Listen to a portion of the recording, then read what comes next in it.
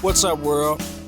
My name is Zavian Dre, and this is my podcast, Dopenly Honest, breaking the chains of addiction. What's up, guys? Welcome to another episode of Dopenly Honest. Today, we will have an honest conversation with a good friend of mine who goes by the name of Lindsey. With multiple years of sobriety, she is going to share her life journey through addiction and how she turned her life around working with other people in recovery. My hope is that her story will inspire others to seek the help that they so desperately need. So let's not waste no time. Let's get straight to it.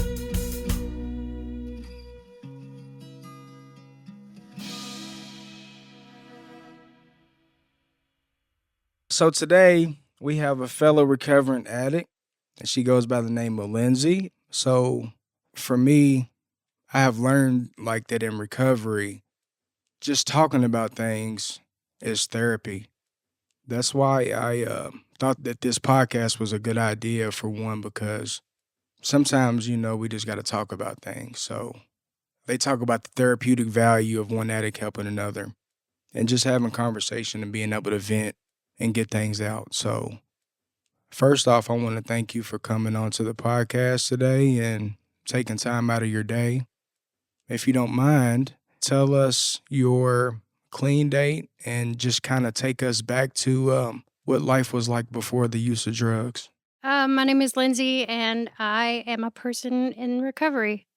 My clean date is 5/31/20, and that was not my first clean date, I tried many a times in many different fellowships before I finally surrendered my life to Narcotics Anonymous. So things were kind of rocky growing up. My mom was an addict, and so she had 4 girls, and she had us early.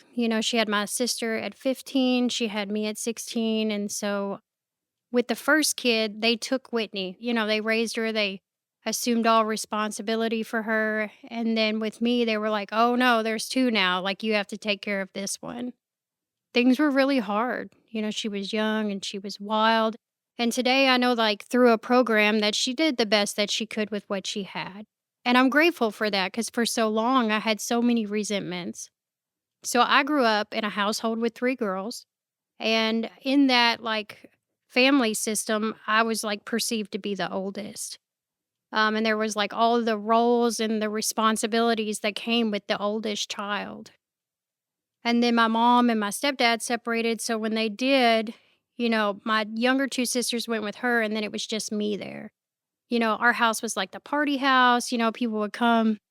I used to be so resentful of that, that my mom never took it out of the house. It brought people here. It was like picking up Coke bags off the floor because mom's friends done lost it, and you're picking it up to make sure that none of the other kids see it. I always hated it, right? I absolutely hated it. I hated drugs. I always swore that I would never be like my parents, because I felt like it had robbed such this vital aspect of who I thought I was. I thought that if I had had different parents or a different upbringing, then I would have had a shot. But I didn't have those things. My father, he was incarcerated. He got arrested when I was young. I was like a baby, and he got arrested for armed robbery. So he didn't get out until I was 7. When he got out, it was like everything changed. And now, I had this whole different family and all of these things. I blamed my mother for those things, and it kind of pushed me into just this different, because I have one household. I had the party household, all of that. And then in my father's household, I had this normal family system, stepmom, 2 stepkids, Yeah. just normal life. And so I found myself resentful of my mom, but unable to live with my dad, right? And it created this constant tension. So I didn't use drugs for a long time. Me and my father wound up getting into it when I was 16, and I pretty much got alienated from that side of my family. And when I did, that was the first time I started seeking substances. I was I didn't want to feel how I felt. I wanted to escape that. And honestly, at that time, that went on for about 6 months. I almost dropped out of high school. I got truant, they forced me to go to summer school. And at some point, all of that clicked in and I was able to like graduate at that point. At the place that I work at, I was like talking with my boss not that long ago, and he was like, "Do you ever think there was a time where, like, if you'd have stopped at that time, like, you might not have like developed the disease of addiction?" Because like there was a time where I was using substances to where I was using them, they weren't using me, right? There was no obsession, there was no compulsion, there was none of that like self centered behavior. And it wasn't until the disease progressed, right? When my reason to use changed, like when I wasn't using to have fun and like do all this stuff, like I can pinpoint that into like a moment of trauma to where like then it didn't matter outside of those things. All I cared about was the getting, the using, and the finding ways and means to get more. And once that developed, then there was no turning back. I had a kid. I wound up finding out I was pregnant when I was 18. I was like walking across the stage. A week later, I found out I was pregnant with my first son. Wow. I'd always been like lost in other people's identities, right? Like people didn't know me because I didn't like put myself out there. Like that family ideology. I was like the second kid, right? So like I didn't have, people knew me as Whitney's sister or Leslie's daughter or Tony's daughter, right? And like with that, I inherited whatever fucked up scenarios that came with it. Me, I was just isolated, like sitting alone in the house with this baby. And so when I first started using, it was like social acceptability, right? Like no longer was I alone. Like I had people around me and like the drugs brought those people to me. I didn't have to feel alone anymore. Like that continued. And then I wound up discovering crystal meth. And we did some shake for a little while. And within 30 days, I would say, like that shit destroyed my life. They took my son and I was so young that I really thought I could do anything at that point. I had been raised to believe that like as long as you try your best and you do everything that they ask you to, they're going to give them back. There's nothing that you can't do in that like youth perspective in your mind, right? And I had never tried to fight a social services case plan to where it didn't matter how much you tried. The success rates are low because it's an errored process. Yeah. And so that child I wasn't able to get back. But what it did do, right, was at that time, like I said, I had only been, doing crystal meth for about 30 days, but I did smoke weed. And what happened is, I told myself, I was like, shit, obviously I can't smoke weed. Weed is bad. It stays in my system for too long. However, if I, start using these other substances on Friday, then come Monday, I'm going to be clean. I'm going to be fine. Yeah, we trying to manipulate this situation. Yeah, because I was not ready to stop using, right? Like in Narcotics Anonymous, they talk about it doesn't matter what happens, right? Like if an addict is not ready to stop, they can be beaten, they can be manipulated, they can be all of these things. It didn't matter what the consequences were at that point. I was never afraid of those. And honestly, like I just wasn't ready.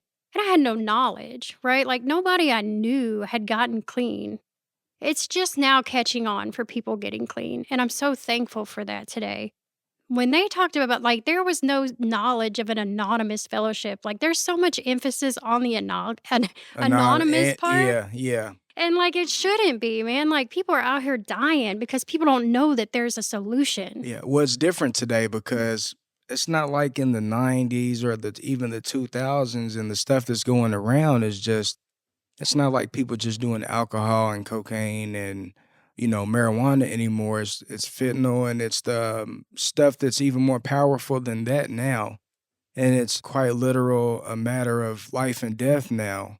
So I have to commend you because you was talking about getting your child back and stuff like that.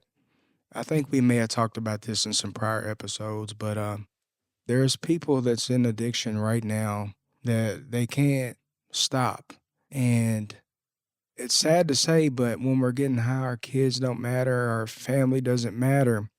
But they need to hear, like, people need to hear your story because I see how active you are as a mother today. And I sit back and I'm a real observant person, and you seem like a great mother. And, Thank you. I have to commend you on that because it's not easy. Being in recovery today, our addiction is a disease, and once we get clean, it attacks us in other ways. not even with drugs, but it attacks us in other areas. So we have to be careful and we have to be very mindful of that. And pretty much to me, that's what recovery is learning how to not use while dealing with your emotions. And that's very hard because I dealt with my emotions by using. So you talked about your life prior to addiction. Can you take us through what it was like in active addiction, how it affected you, but not only you, how did it affect the people around you as well? Addiction was terrible. It was like in and out of jails. I swear for like 2.5 years, my return address should have been Shelby County Detention Center. Yeah. Because it seemed like I would get out and I wouldn't understand the process, or I would go and get high. Every single time I would go to the same place and I would say, like, this time it's going to be different. I'm not going to use this time, right? Or this time I'm going to stop smoking because cigarettes, I've been off cigarettes for this long. If I can carry this with me, then I cannot use, right? But I would go to the trap, and then it seemed like as soon as I did one, all bets was off. And it didn't matter, like, anything that I had planned, because I had planned to get those kids back, right? Social services was still involved. I have 5 kids total. I have custody of 4 today, and it wasn't like that, right? Like, I had 2 kids that live with my grandparents, one of which they got from Pee Wee Valley because I was incarcerated. They took her straight from the hospital, and she lived with them for 5 years. My disease, when I'm using, it tells me, "You can't go over there and see them. You can't let them see you like this, man. They're gonna know something's up. They deserve better than that shit." And so, like, my grandparents didn't have to keep me from them. I kept me from them because I didn't want them to see me like that. And so, like, once I found recovery, I learned to be able to identify those things, right? Guilt, shame, and remorse. And, like, for me, like, in the beginning, like, that is what using became for me, right? Like, I could get some clean time, I could get all of the things that I wanted, but then something would happen that would make me feel some type of way about myself, right? Because this disease, it begins and it ends with me. So if I want to have self-esteem, I have to do esteemable things. And if I start doing things that make me feel bad about myself, that is where my disease wants me, because that is where I find that I am like, it doesn't have to be drugs today, right? Right. Like, That's what I I was. Yeah. hurt people, right? My disease attacks me. It does attack the people that I love. Because, like, for a long time, I thought, I don't know why you could say anything about this. I'm just hurting myself. Or I'm not using it around you. So what does it matter? When the reality is like, I couldn't figure it out. My family used to tell me stuff. They would say, "Lindsey, I'm so glad that you're locked up because I don't have to worry about you anymore." And I was like, man, that's fucked up. Yeah. I can't believe you would tell me that, that you want me locked up until, like I said, I have a parent who's still active. I know that she ain't out there hurting herself. I know exactly where she's at. I would go months, years, without speaking a word to my family until I needed something from them. And there was a time when, like, my family was my biggest enablers, So, like, there was a time, like, my grandpa, he was enabling $60 to $100 a day heroin addiction. And when social services came in and they took those kids that I told you that my grandpa had, I was so pissed at him. I was like, how dare you get custody of these kids for a heroin addiction that you enabled? And he told me one day, he was like, "Lindsey, I'm not doing this anymore." He was like, "This is the last time you will get money from me." He was like, "You're going to kill yourself and I'm going to have to pay for your funeral." And it hurt, like, when it happened. But, like, today, I'm grateful that my family was willing to set those hard boundaries with me because it forced me to do something different. The rooms talk about, if you baby the addict, you will bury the addict, right? And, like, them loving me and trying to love me in a way that a normal family system would love me would have fucking killed me. And they don't have to do that today. And as much as it hurt in that moment, heroin is an expensive habit to have to maintain. Yes, it is. So I wanted to touch on this because I feel like it's important, and you brought it up earlier in the conversation about our childhood. I feel like that I'm just going to speak on me, but I feel like our childhood and how we are brought up, it can either make us want to do the opposite of what we see, or it'll make us do the exact same thing that we're seeing. Do you feel like how we are raised, like, do you feel like that can shape us into either being an addict or being the opposite of an addict, not wanting to do it at all? Absolutely. Because, yeah, that was my experience. Like I said, for a long time, I was like, I hated it. I felt like, had she not, right, then I wouldn't have. And I feel like, family systems, right, they have like names for it. I think that depending on where you're at in your family system, I feel like the oldest son, they like put their fathers on pedestals, right? And they want to shape themselves to look like their dad. The second son, he might look at like the brother and the father and be like, you know what? This is not what I want, Right, right? I can see what it did to you. I don't want that shit. And then right, become this like, and it's almost just as harmful, right? Because I know that when I was in that state, I was also narrow minded, right? Just closed minded. I was like justifying and rationalizing, all of the hate that I spewed from this childhood wound. And it wasn't coming from like a loving, caring place. It was coming from a place of fear and pain. And neither of those emotions can be trusted, right? right. I don't know. I'm just grateful for the 12 steps that gives us like that knowledge, right? That like teaches us to like find the root, right? Where's the root stemming from? What's the most important step to you, do you feel like? For you? For me, yeah, I feel like it changes, Right, I feel like the first step has gotta, that's where it's gotta be at, right? Like I had to come to a place to where I had to accept the fact that I was an addict and that it didn't matter what it was. It didn't matter if it was drugs, alcohol, people, sex, gambling. It didn't matter what it was, right? Anything that I try to use to like get outside of myself and feel different, then it was going to make my life unmanageable. I had to get with that piece because for me, that was the hardest the to first see. step. And you can't have any, right? Like none of the steps work if you don't have a concrete first step, right? We're powerless over our addiction and our lives have become unmanageable. I needed both parts of that because the unmanageability that shows up in my life right now when I have almost 6 years clean is different than when I was in day one. I agree. The first step, and for those who aren't familiar with the steps, and Lindsay just said it, the first step, we admitted we were powerless over drugs or alcohol, either or, they're both the same, and that our life had become unmanageable. And we can't see it at first because we are caught in the grips. So once an addict can get to the place of admitting, we can't worry about what people are think about us because we ain't worried about what they thinking when we getting high. So we can't be worrying about what people's thinking of us when we're trying to do the right thing. And so when we admit that we have a problem, that's when we can start on it, and that, yeah, I agree. That first step is very important. Once you get ready, and you said that before too, we're not ready until we're ready. You know what I mean? And you can try to help an addict, you can try all you want, but until that person is ready, you're playing with fire because then you can mess around and find yourself getting high trying to help somebody else get clean if you ain't careful.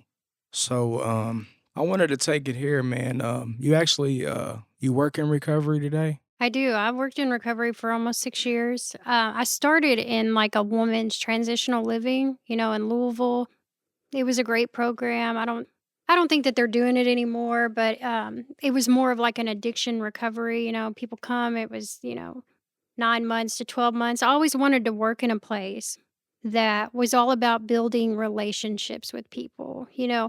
I know that the little 30-day facilities work for some people, but that wasn't it for me, right? Like my recovery journey, right? And so my program teaches me that like it's not about how long I have been clean and sober to identify where I'm at in my recovery process, right? Like yes, they're milestones and they're valuable. However, it's about, the opposite of addiction is connection, right? So what does that connection look like? And like one of the biggest gifts that my program gave me was the ability to nurture and steward relationships that were not transactional anymore. And so when I was like working in the transitional living, I was able to really just feed in, teach groups, do all of the things with women. It takes passion to create passion. And so I was like able to use the passion that I had for my own program to like help steward that in women's lives in early recovery. So Yeah. they had like a solid foundation.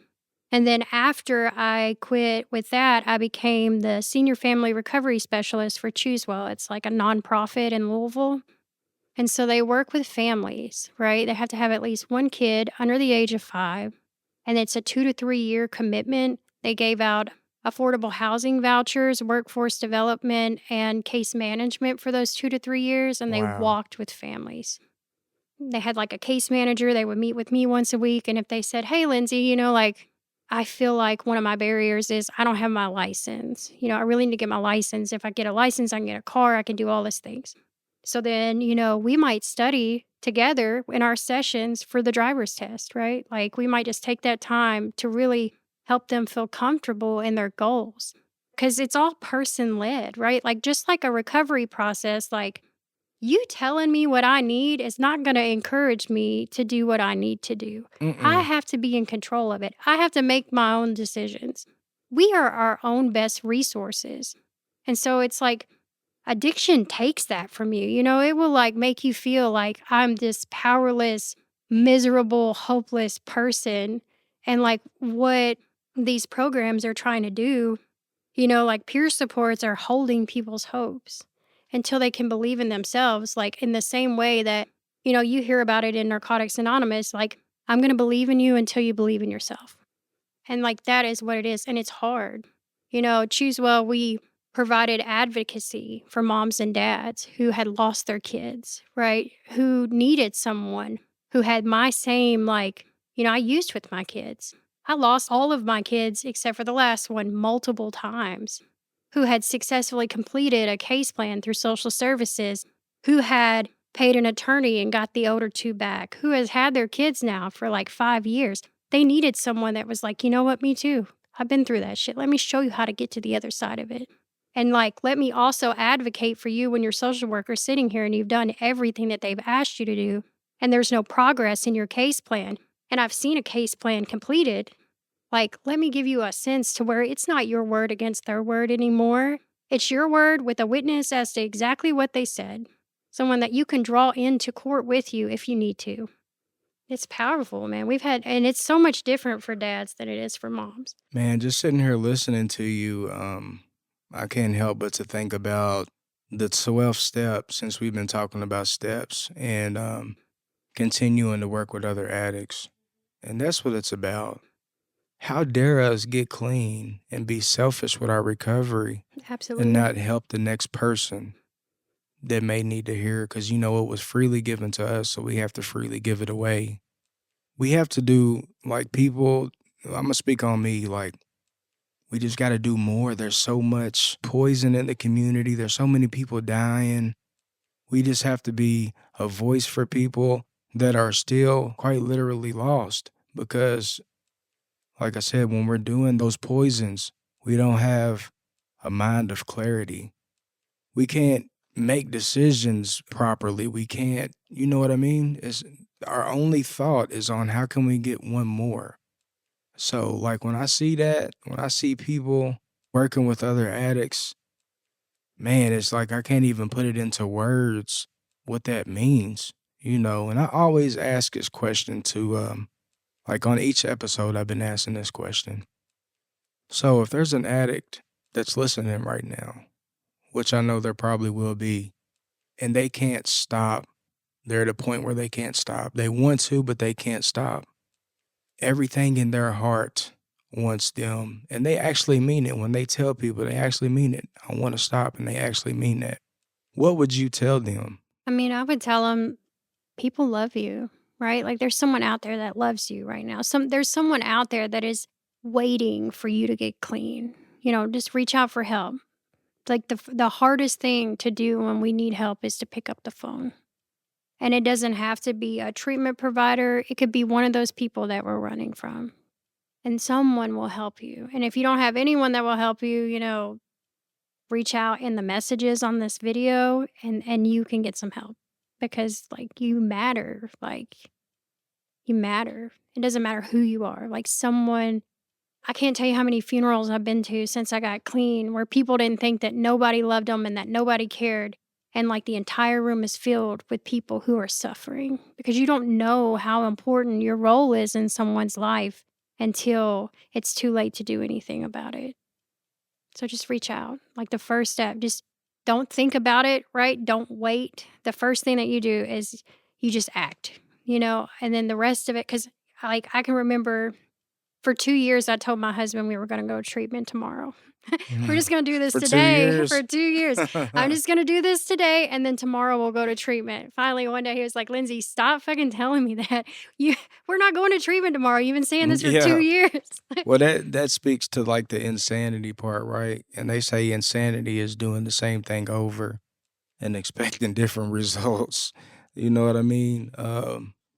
Let me ask you this. We talked about, how addiction affected you and other people around you. A lot of people are confused on the term addiction. It's because that they haven't, it's nothing wrong with that. It's just they haven't lived it, so they just don't fucking know, period. So, this is a two-part question. Do you feel like addiction is a disease? And what is addiction to you? Like, define the term. There was a time when I look at my history before I like became a full-fledged addict. I had all the isms, right? I could have been, but I wasn't because I hadn't stepped over that line just yet. When I think about the horrors that addiction brought me to, I never would have chose that, right? Like there comes a point to where it's not about having a choice anymore. It has ingrained itself into your life so much that like it becomes a part of who you are. Now, saying that, Narcotics Anonymous taught me that like addiction is obsession, compulsion, and total self-centeredness. Yeah. Those things existed in my childhood. I can remember going to Chuck E. Cheese and like being there for like 5 minutes, getting our tokens and being fiending, right? Like I done spent all my tokens. My sister's just having a good time. I'm like watching her like a fucking dope fiend because I'm out of tokens, like Yeah. obsessed, jonesing for more, right? And so then I ask myself, More, like, more, more. more, more, more. That is what addiction is. It doesn't matter. Anything that feels good, I can use in a way that's harmful. I like reading books, Books were an early escape for me. Today, I can read books and neglect my responsibilities, right? What's supposed to be a healthy coping mechanism has now become something that is creating harm because I can't stop. Like Yeah. let me get hooked into a video game. I can't stop. I do not have the ability to regulate and moderate. It's always more. I'm always chasing binge watching. I will binge watch TV series, like knock the whole thing out, hour-long episodes, spend every moment that I had on my days off and like feel dirty, unclean, just spiritually dirty. The same feeling that I got when I was using the dope.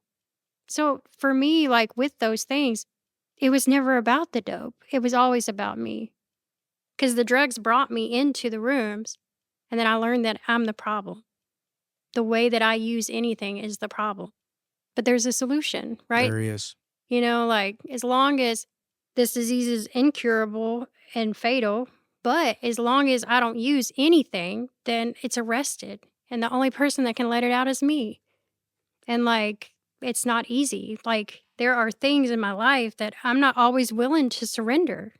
Like, some Oh, of it yeah. feels good. You don't want to, Yeah. So it's complicated. Do you think addiction is a disease? I do. Like I genuinely do because there's just no treatment for it. I mean, there is ways that you learn to cope with it. There is like I'm pro maintenance, right? Like I want people to not be dying. I would love for you to be on Suboxone, go to some meetings, learn how to live without it, and not die in the process. Not everybody wants like 100% abstinence. Like that is okay. Yeah, and a lot of people is caught up in the old school way. I'm kind of like you. I'm pro maintenance as well. I'm pro harm reduction. Absolutely. With people dying, who are you to tell somebody, "Oh, well, you really ain't clean because you doing this and yeah." Well, I'm But not you shooting have dope to, in your bathroom. yeah, and I was kind of like that at first, because I thought about is this just a substitution or and until I studied on it. And MAT is for those who don't know, MAT is a medically assisted treatment. So you have Suboxone, you have methadone, you have Vivitrol, you have Subutex. They're meant to be a tool early in recovery to help you get off of the hard shit.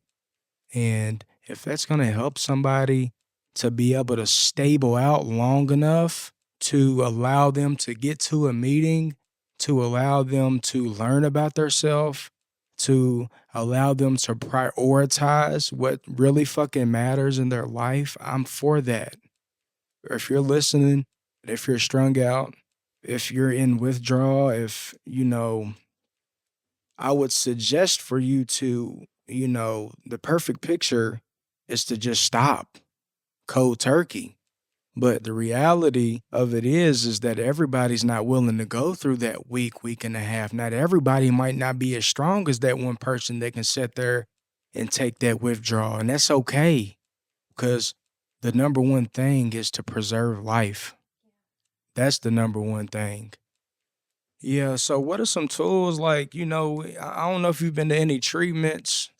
If you like me, I done been to, I don't even know how many rehabs I've been to or, outpatient, inpatient. The last one, my sponsor and his wife got me into a recovery works in Elizabethtown, and it was a 30-day program. And I got the most out of that more than I did any other 6 to 9 month treatment that I've been to. And it goes back to the point that I was ready. I was that ready, so I listened, and I listened to what they had to say. So what are some tools that you use today, coping skills, like let people know?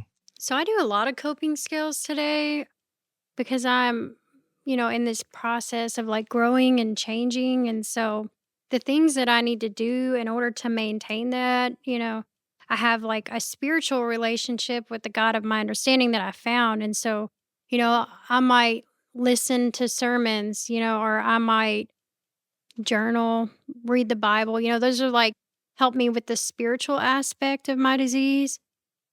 But then I also like I journal, I recently rediscovered books, when I was a little kid living through all that chaos with my mom, I used to read all the time, right? Like I know that that is how I like overcame that situation was that I was so invested in Harry Potter that it was like my escape at an early age. And somewhere along the lines of being an adult, I lost that, and I can remember trying to read stuff when I was high and like it seemed like I didn't have the attention span for it. I was not able to.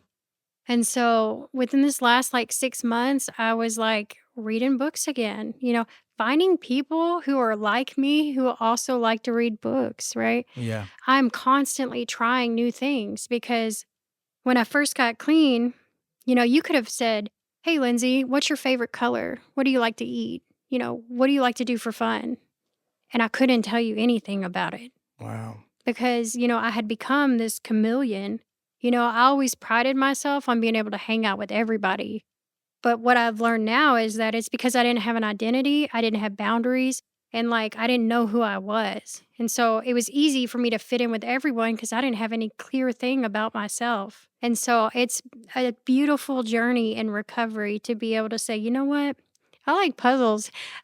I've been Yeah. doing I've been doing puzzles here recently. I don't know what made me want to. I got some given to me randomly and I was like, you know what? I'm gonna try it. Well, when we get clean, we learn about ourselves, Yeah.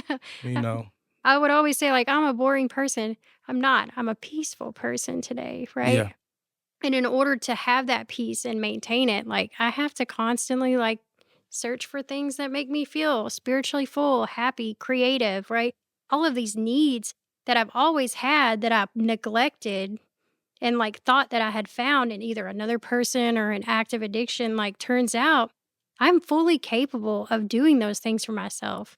Like I had to learn how to fall in love with myself because I just tried to kill myself for like the last 6 years. I had to learn how to like receive and communicate love to me in the same way that I needed to pour that into other people to work in the field that I work in. Only if we would give ourselves a chance, right? That's right. Yeah, so you had just touched on something about spiritual.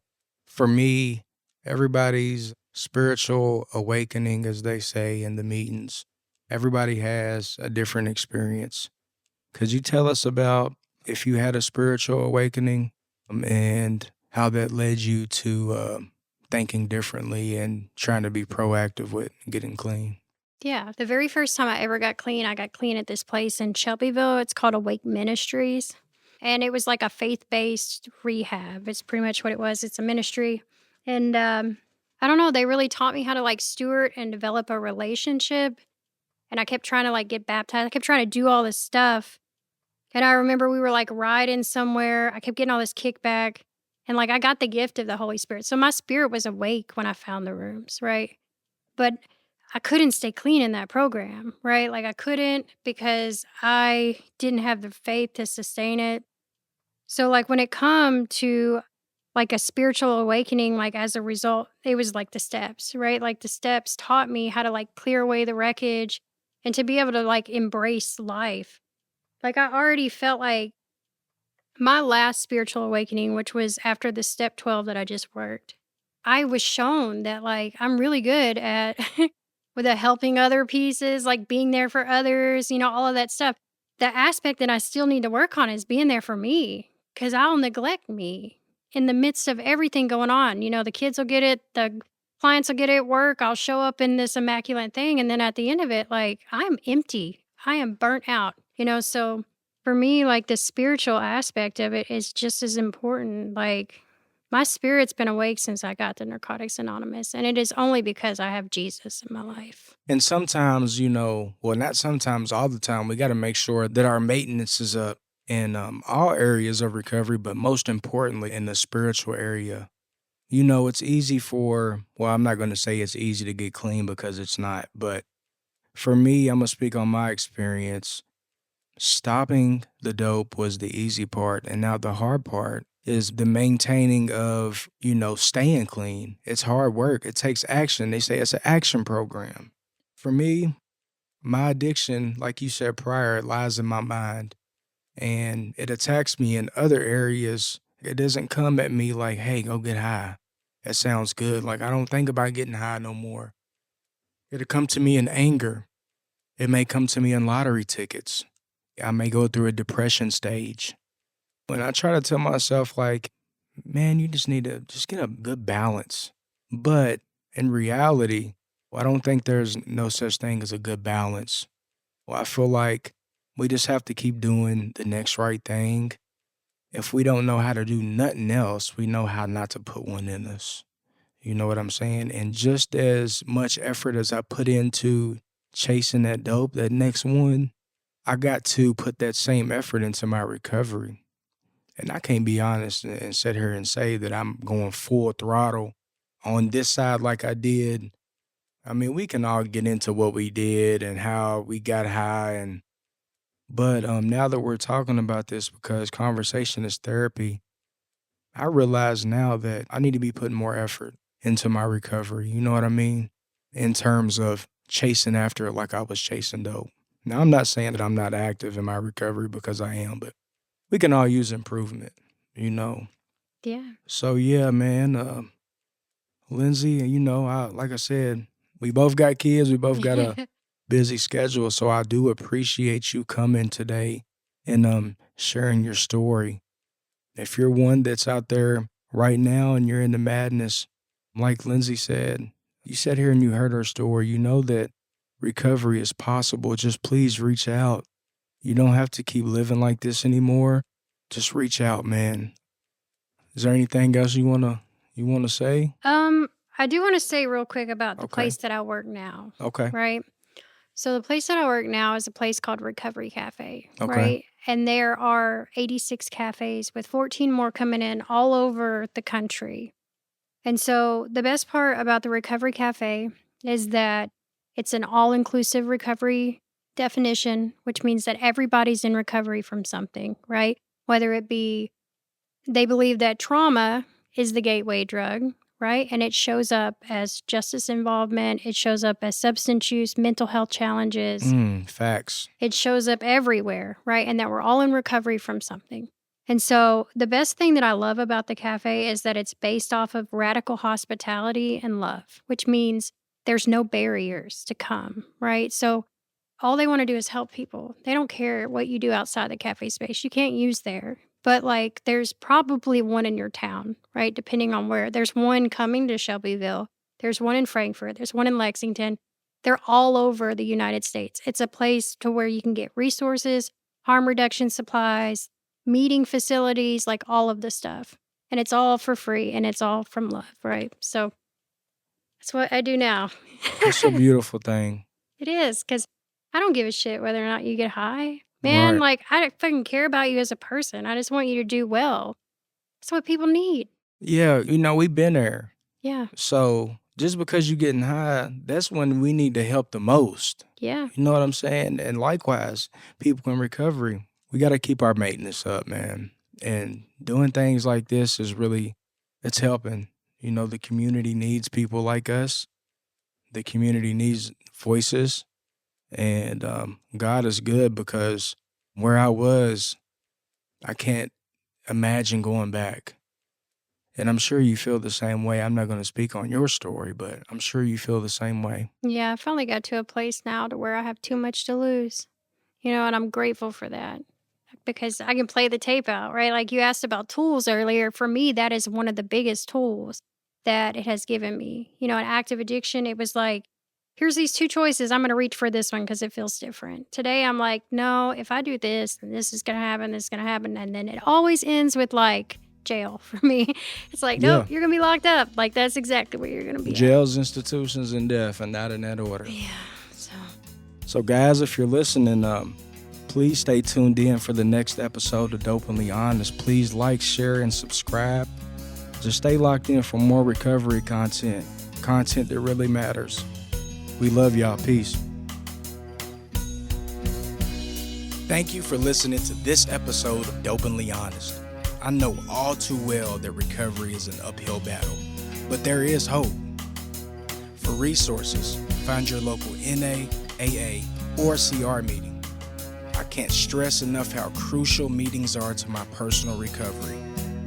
If you enjoyed this content, please like, share, and meet us back right here for more episodes of Dopenly Honest. And remember, you are not alone. One day at a time, we do recover.